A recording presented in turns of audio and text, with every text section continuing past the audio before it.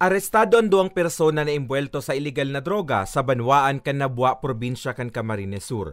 Ini kasabay kan isinagibong drug bypass operation kan Nabua Municipal Police Station alas 3:40 nin maagahon kasuudma Oktubre 25 sa Barangay San Francisco kan nasabing Banwaan.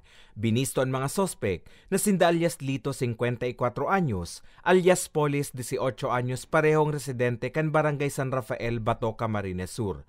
Ang mga sospek haloy ng pigmamanmanan kan otoridad hasta kan isinagibo ang transaksyon sa paagi kan bypass operation mantang nakumpiskar sa mga sospek ang 5 sachet nin pigtutubod ang shabu na may gabat na 45 gramo mantang pigkakarkulong nasa 306,000 pesos ang kantidad kaini.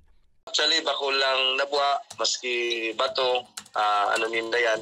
Kaya lang, nagka-pipira naman sa indang mga customer, kaya pati digdi sa Banwaan na Nabua nakakalaw po sinda, sir.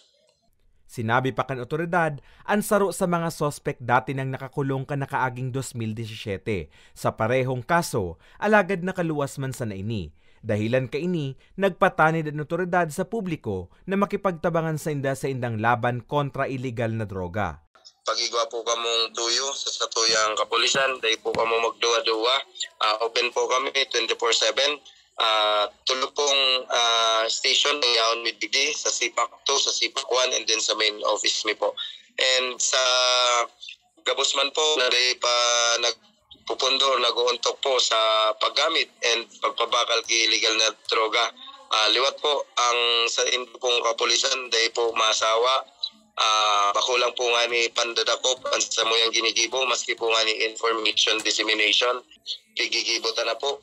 Sa presente, nasa kustodiya na kan Nabua Municipal Police Station ang mga sospek as sinahampang sa kasong pagbalgar sa Republic Act 9165 o Comprehensive Dangerous Drugs Act of 2002.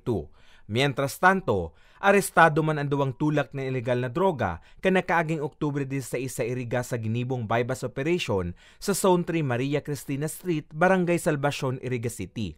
Nakuha sa mga sospek ang 5 pidasong transparent plastic sachet na pigtutubod ang shabu na igwang kantidad na 170,000 pesos. Ang mga sospek pigbisto sa alias na Berto, 43 anyos, kan Zone 1 Barangay Santa Cruz, Iriga City.